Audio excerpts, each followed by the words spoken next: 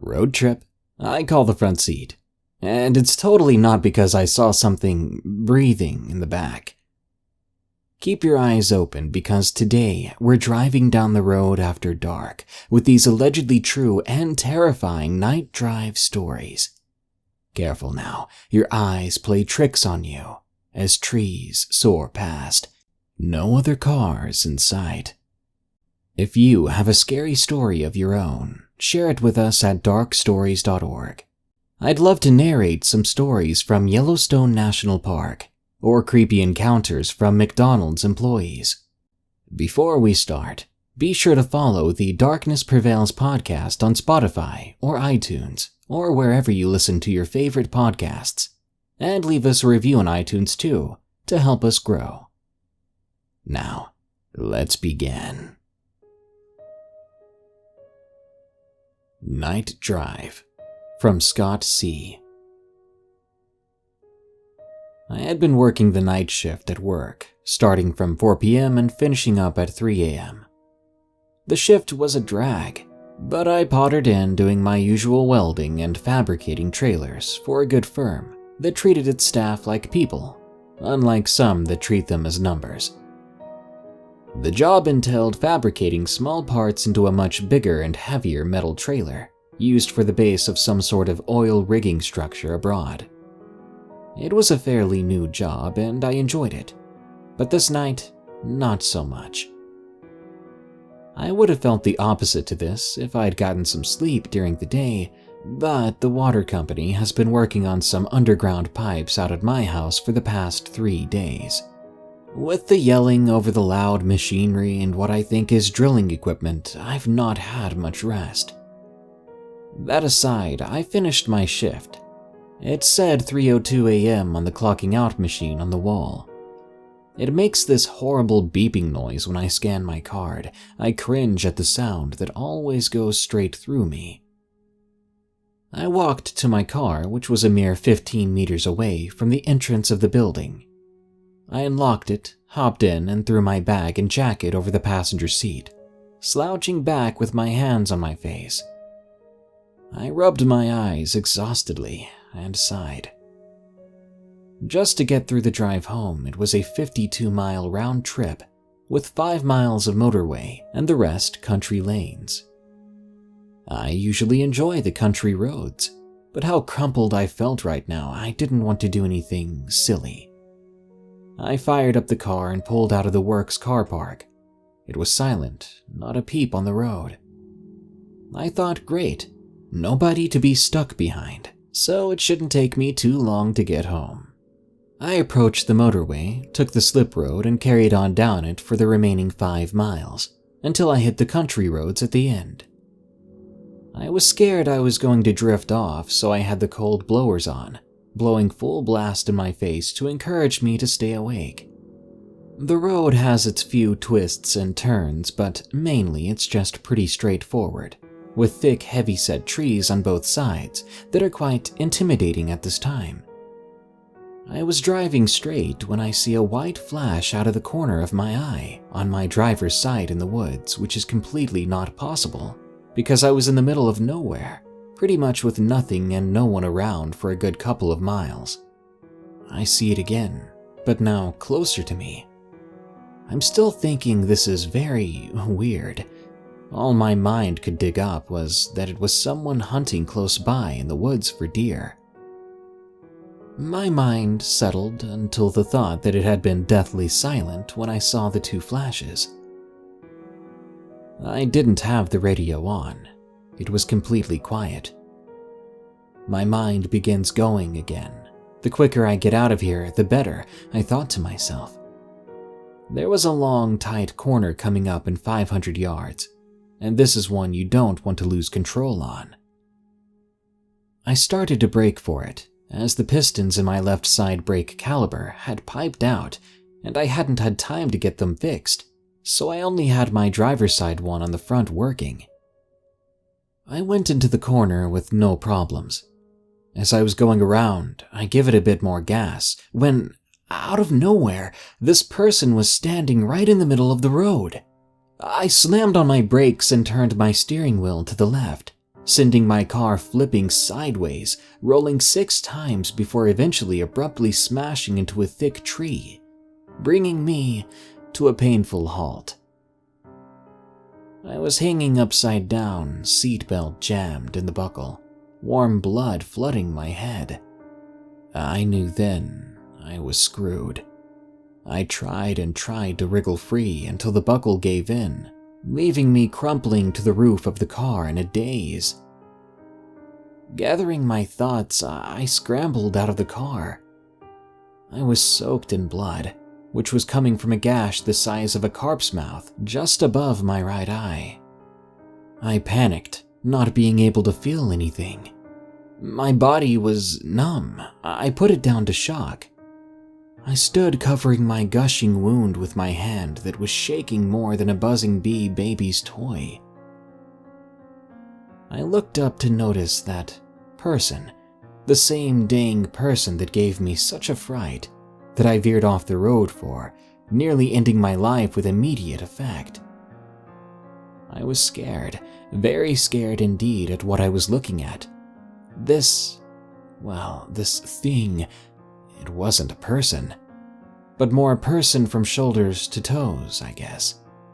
It had a terrifying breath-stopping goat's head attached to it, big twisted horns, and a bloody mouth. I did not believe what I was seeing. It started to come closer, and I began to shout, "No, stop!" It ran at me faster than I could imagine, ripping into the side of the car where I was. It was screaming, clawing, and scuffling with the metal panels to get to me. I felt a thud on my head and another warm trickle running down my face. That's all I remember before waking up in the hospital ICU ward. I was battered and bruised. Apparently, a night-driving trucker came across the mess in the road and called the police. I don't know if that thing was going to kill me or not, but my senses tell me it was.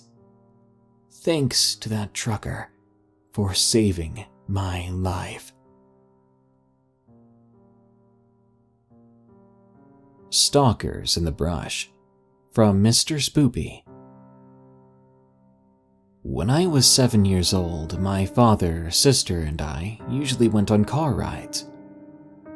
Many a time, these were just fun, enjoyable experiences that pleased and excited me, save for the times when my, at the time, teenage sister and her friends suggested to my dad that we investigate abandoned structures or graveyards. So on the night in question, they suggested that we go to a horse trail. I wouldn't have had an issue with this normally, but seeing as it was 10 or 11 at night, and I was still afraid of the dark, I hated the idea.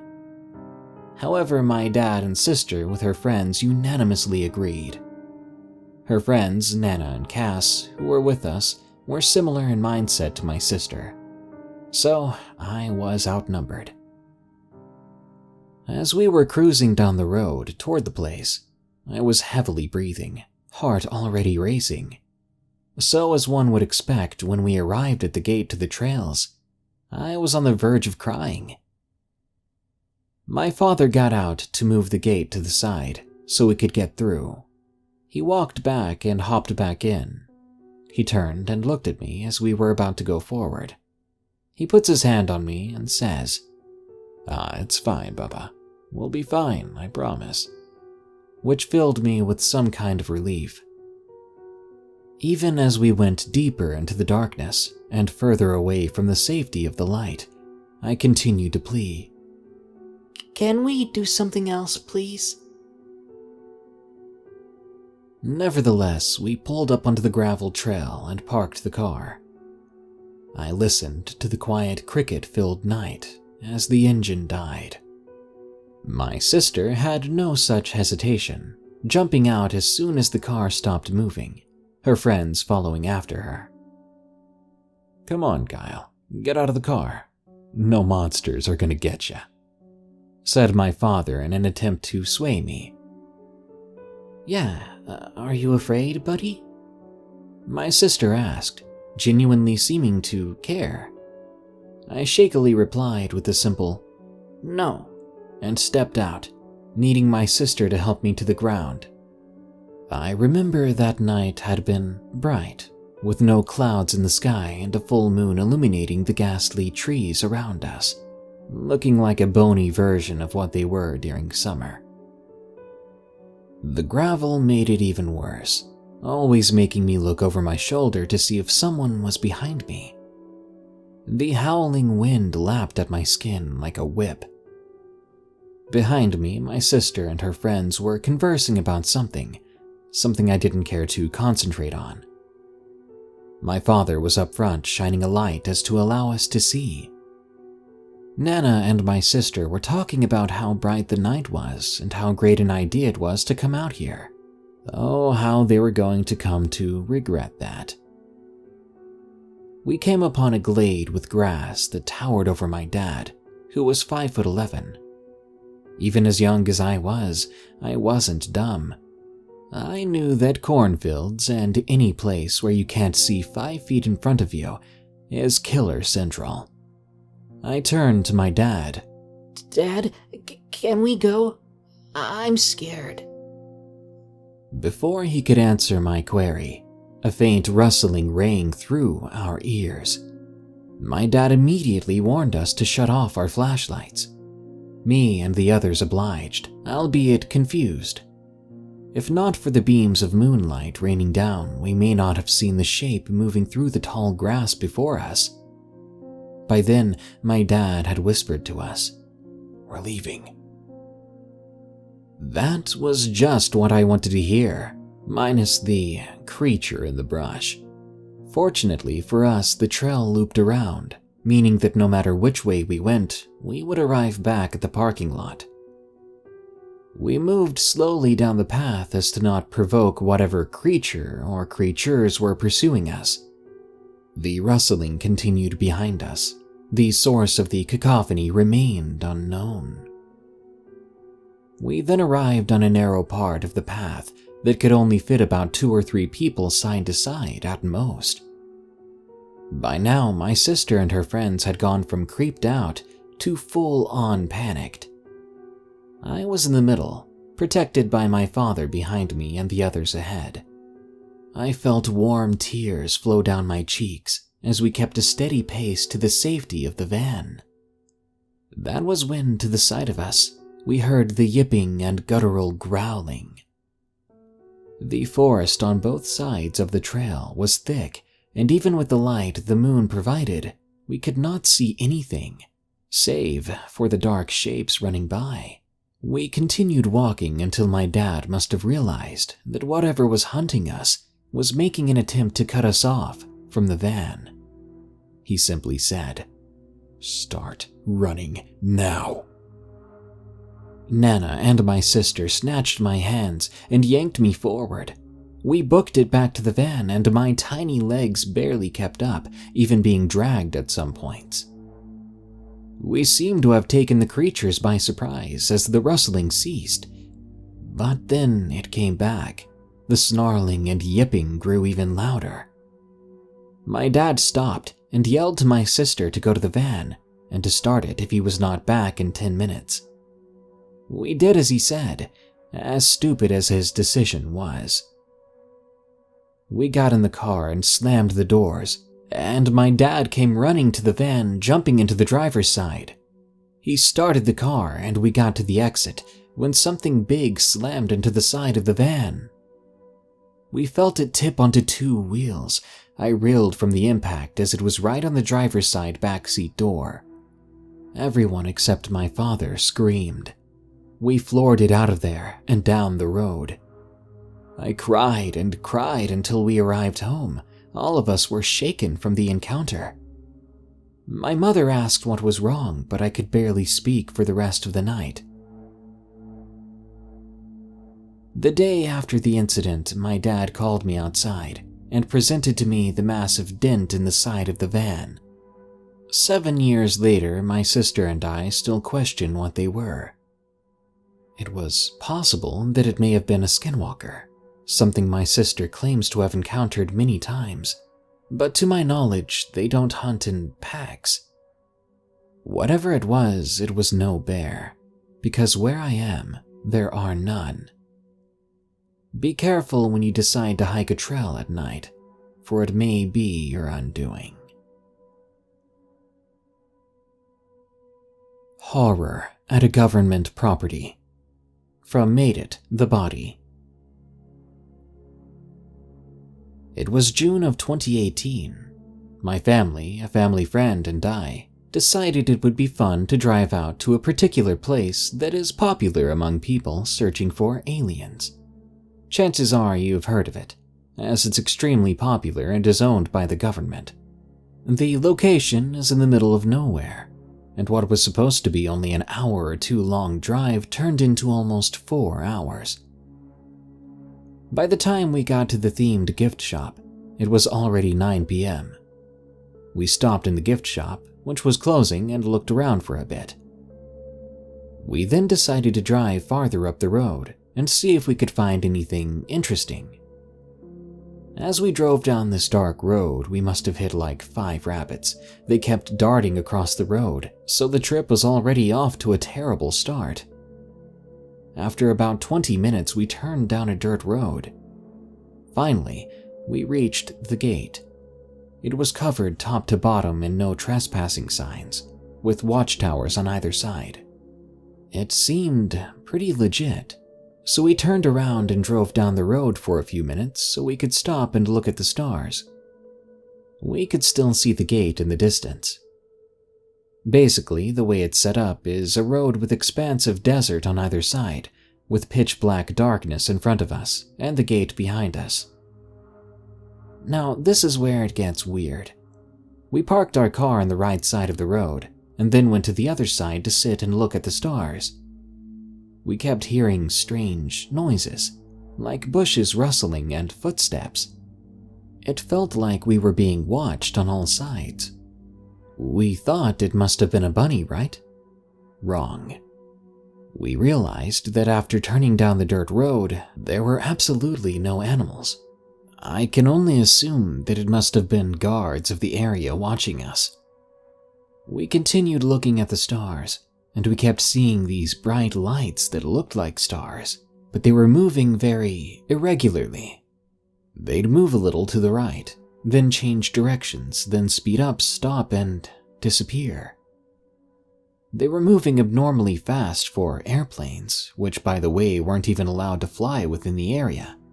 And then we all looked down at the same time, noticing a bright orange light sitting on top of a distant mountain. So we all watched this light, and then we all looked back up to the sky where we saw more moving lights. Once we looked back down, the orange light was gone. So we carried on with our stargazing for a few more minutes, when all of a sudden the light came back, and this time it was headed right for us, and it brought a friend. These 2 huge lights were hurtling towards us extremely fast, and we had no idea what to do or think. Just as we decided we should probably run for our lives, the lights disappeared. We watched the stars for a while longer, and then decided it was time to go. But we couldn't leave. Our car had a flat tire, the one facing the side with the desert. So we changed the tire as fast as we could, then booked it back home. I have no idea what happened to the tire since it wasn't flat on our way there. All I know is, I'm never going back there again. That's the wrong prankster. From Anonymous. Back in 2016, my friend Lachlan and I thought about doing the best prank ever. It's the ghost girl walking through the streets prank. I went to some Halloween store where they sell the white dress that's the perfect fit for Lachlan. Then I got some red paint for fake blood for the white dress and a long wig for covering Lachlan's face. After buying the stuff, I went home to set it up. Lachlan tried on the whole costume, and I thought it was pretty scary. Scary enough to scare my friends, at least. These other two friends are Jesse and Gavin. Now it was time to set the plan into motion. I called the two of them and told them to meet each other in the car, then come pick me up so we could drive around that night around 10 p.m. They agreed and hung up. It was 8 p.m. at the time. The perfect time, in fact, to take Lachlan in his costume to the scary bridge that no one drives through anymore. It took us about half an hour to get there. I dropped Lachlan off on the scary bridge, telling him, "When you see the light of their car, walk all creepy like a ghost girl. See you when we're done." I drove back to the house and waited until 10. Soon Jesse and Gavin arrived, and I hopped in their car. I asked Jesse, who was driving, "Hey man, can I drive tonight?" He replied, "Sure, why not?" He let me in the driver's seat, and we took off. Now this is where the fun begins. I make my way to the same street where I drove to drop Lachlan off on the scary bridge. But things get weird here. I must have driven about 20 minutes when I saw Lachlan walking on the road. He wasn't on the bridge, but the road. All Jesse and Gavin saw was a creepy, ghost-looking girl walking on the road. They were practically begging me to drive away now. I told them, "Wait, I need to text Lachlan about this." I texted him, "Hey dude, why are you 10 minutes away from the bridge and walking on the road?" A few seconds later, Lachlan texted back. He said, "What do you mean? I'm at the bridge waiting for y'all. Where are you anyway?" My heart sank when I read that. Quickly, I texted back, "Wait there, I'm picking you up. We're not doing this anymore." So, Lachlan was 10 minutes away. Who was in this costume? What are the odds that it's another prankster in the same outfit? Jesse and Gavin were still begging me to go back. I told them, "We need to go past this prankster." Jesse shouted, "No way!" I ignored him, and I began to drive past whoever was in the same costume. I drove slowly and steadily. When I passed the person, I got a glimpse of their face. I couldn't breathe. What I saw was either the most realistic-looking makeup, or that was not a costume. I drove faster now, knowing that I had to pick Lachlan up, but tempted to just drive away. 10 minutes later, I made it to the bridge where Lachlan was waiting. He was just sitting on a rock waiting for me. I honked at him and he came in. Lachlan asked me what was going on. Now everyone needed an answer. I told Lachlan what happened, and I told Jesse and Gavin about the prank we had planned. It was supposed to be a prank for you guys, but it was interrupted. I began to drive back, dreadfully knowing we'd have to pass the same stretch of road where we saw that girl. But 10 minutes later, when we should have been seeing her, she wasn't there. But I wasn't going to ask why. I just wanted to get home safely. 20 minutes after that, we got back home okay. We all talked about what happened. After the conversation, Jesse and Gavin headed home. Lachlan stayed the night, which was probably for the better, because what we saw that night made me lose sleep and terrified me for months.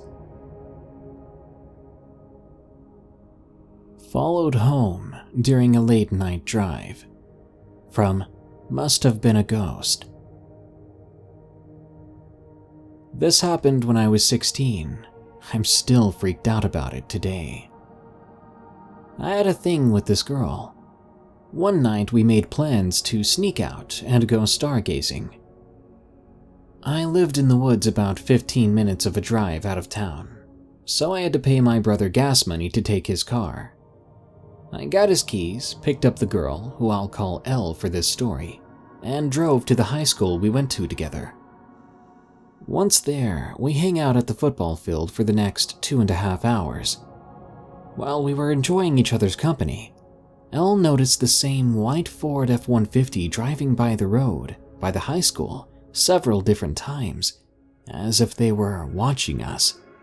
I took note of this, but didn't pay it much mind after that. We didn't want to go home yet, as we were having a good time together. It was only 2:30 at that point. We chose to drive to a park about 20 minutes of a drive out of town together, 10 minutes away from my house. As we were driving, I noticed the same headlights behind us for the last 10 minutes, which kinda gave me bad vibes. I mentioned this to Elle, who immediately brought up the white Ford. Us being young and paranoid, I decided to pull off into a neighborhood and see if they followed. After a few random turns, sure enough, it was still following us. The headlights were still a little ways behind, so after making a right turn, I floored it down the road. I turned off my headlights and pulled into some random driveway next to a big truck and turned off the car. Elle slouched down in her seat, but I turned around to watch as the same white Ford F-150 drove by. At this point, Elle was freaking out, and I was trying to calm her down. The truck drove by one more time, so we waited 15 minutes or so before leaving the neighborhood from the opposite way we came. Elle had called her older sister, and we agreed it would be best if we just went to my house since it was closer. We waited an hour or two before taking Elle home. By then, we were about 10 minutes from my house, and the roads to my house from there were 2-lane forest roads with no lights. Elle had mostly calmed down, as had I, but I was still very cautious and constantly checking my mirrors. 2 minutes after we pulled out of the neighborhood, I checked my rearview mirror and my heart sank. There, about 200 feet behind us, I could see red taillights on the road, but no headlights. The truck began to follow us, with no headlights on. I immediately called my brother, who said he would meet us on the edge of our property with his AR-15. Elle was crying, and I tried my best to console her, but she was terrified, and rightfully so. We make it back to the house, and my brother was waiting with his AR-15 at the beginning of the driveway. At some point, the truck behind us had pulled off, which I didn't notice because the headlights were off. My brother came with me to drop off Elle. I stayed with her till the early morning, until her parents would be waking up. She is still traumatized by that night, and I feel really bad for asking her if she wanted to hang out that night. Nothing else ever came of the situation, except a creepy story for me and a bad memory for Elle. Real disturbing encounter. From Anonymous. This actually happened very recently. A few months ago, my friends and I were partying and driving around the back roads a few miles outside of town for fun. Everything was normal for us, and we were all laughing at the stupidest things. I looked out my passenger window and nudged the driver to look as well, because standing about 3 feet from the road, still and rigid, was a ratty-looking woman, dressed in what appeared to be a torn-up trench coat with a large bag in her hand. She simply stared straight forward at nothing but trees as we flew past her. I asked all my friends if they saw her, and only the driver and I had. I told my friend to turn the car around and we'd cruise by again, despite the others' protest of her simply being a homeless lady. This time, my friend dropped down to a smooth 15 miles per hour to get a good look at her, which made me extremely uneasy. I remember contemplating the situation over and over again in my head. Soon we were close enough, and I was looking to point her out to the others as we further slowed to a stop. But despite her previously being on the right side of the road by the blown-out tire, she was no longer there. Suddenly, and literally out of nowhere, I look to my right, and the woman is pressed up against the window. I had previously slightly rolled down the window so the smoke could escape, but she began screaming and reaching at me through the crevice. My friend stepped on the gas, and it dragged her nearly 10 feet until we left her lying on the road. We ended up driving by there again the next day, when we were almost all sober again, to make sure it wasn't just our intoxicated minds fooling us. However, when we rolled by, there was only the large black bag we had seen. We all had our theories of what was in it, but we could only assume the worst. This was one of the many terrifying events that I've endured over the years, but nothing stuck in my head like the gut-wrenching scream from that insidious woman waiting down the back roads for assistance.